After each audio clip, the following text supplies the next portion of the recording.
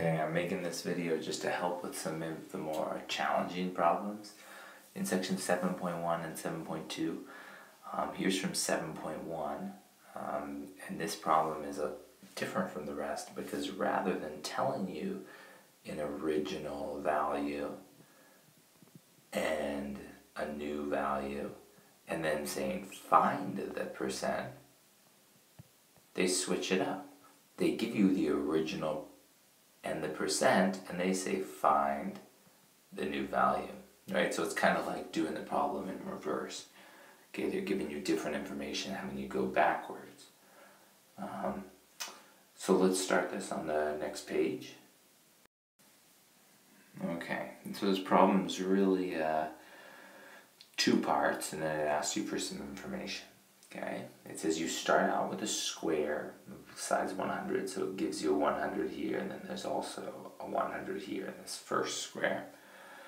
And it says one side, or really two sides, are increased by 20%.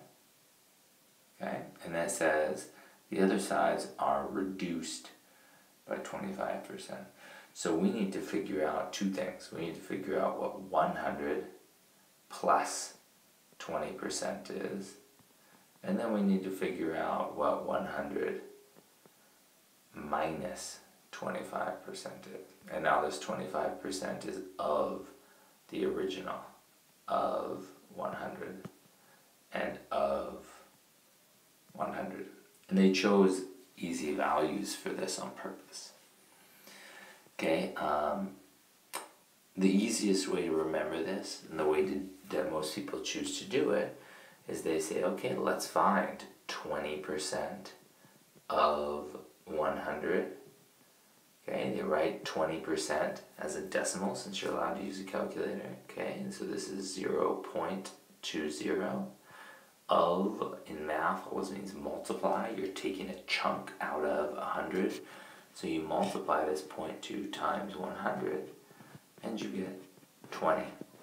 Okay, so going back to the original, 100 plus 20% is equal to 120. Okay, and then same thing on the second one. You would say, okay, well, 25% of 100 is 0.25 times 100, which is 25. And so the answer would be 100 minus 25, which would be 75. Okay, and then that answers I and I. Here's the first I. Here's the second one. Okay, and then the third one is find the area of the original square, A, B, C, D. Right? And so that's easy. It's just the area of a square is equal to length times width, or 100 times 100, which is a 1 with these 4 zeros after it. So 10,000. Okay, and then 4 here is, okay, the area of a PQR, in other words, the new rectangle. Okay, so again, it's area equals length times width, which is 120 times 75, which is equal to 9,000. And so it says, by what percent has the area of the square been reduced? And so the final problem just says, how did we get from 10,000 to 9,000? Okay, so I'm going to go ahead and shrink all this really quick.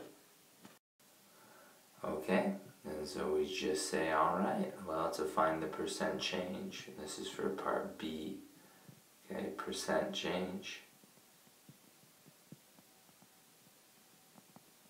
equals the difference, how much it changed. In this case, it changed by 1,000 over, and this is the original.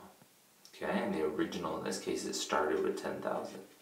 So that's 10,000, which we can reduce to 1 over 10, or 10%. Okay, so the overall area went down, because it went from 10,000 to 9,000, went down 10%. Alright? And that's how you do one of the harder problems. Okay. Okay, so from 7.2, these next two problems are about ratios. And mainly what we're looking at is the ratio of 4 to 5 is a type of fraction or comparison. It's saying whatever the lengths of this first triangle are, say they were, or this first square, say they were 4, then this one would be 5. Or if these ones were 8, these ones would be 10. Or if these ones were 16, which is 4 times 4, then 5 times 4, these would be 20. Okay, and the ratio of these will always be 4 to 5. So if we want to figure out, as the question says, by what percentage are the sides increased, we want to see it increased from this over to here, so from 4 to 5.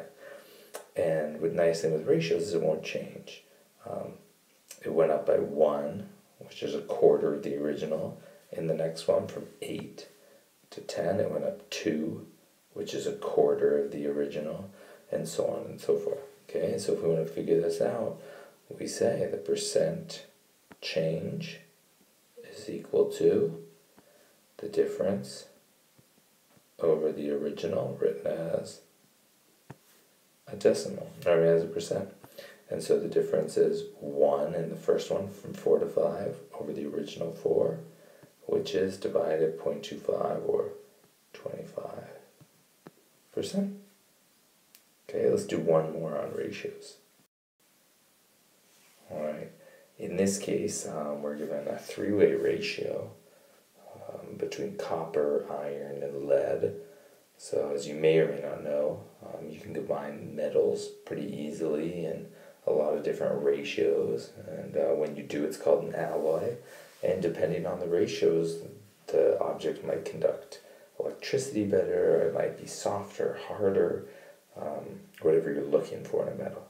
Okay, so in this case, it gives you these three ratios, and it says what percent of the alloy is lead. Well, we know that out of the total, there are 5 parts are copper, 7 parts are iron, and 3 parts are lead. Now, we don't know what size this object is, right? That's the nice thing about a ratio. This is like saying, oh, if you're going to make that drink, make it 2 parts Coca-Cola and 1 part Sprite. That sounds like an awful drink. But you know, say you don't have a measuring cup around. You just take any old cup, measure 2 cups of Coke and 1 cup of Sprite, and mix them together.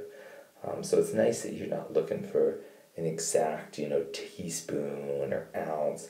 And you can make the recipe as big or small as you want, right? If you keep this ratio the same, you could make a small bucket worth of this alloy, or you could make, kilograms and kilograms and kilograms in huge vats, as long as you keep the ratio the same. All right, so let's look at this. Out of the total, how many parts are there? Well, 5 plus 7 plus 3, total, whatever amounts these are, there would be 15 total parts to this. And our ratio tells us that lead, which is in respective order the 1 to 3rd number, so the last number, the 3, says 3 out of these 15 parts are lead. Or in other words, 1/5. If we just divide both of these by 3, 1/5 of this is lead. And then it says what percent is that. And so if we want to write this as a percent, you could do it a lot of different ways. I like doing times 20 times 20 and getting this equal to 20 over 100, or 20%. Alright, so I hope ratios don't scare you. They can be very useful. Enjoy.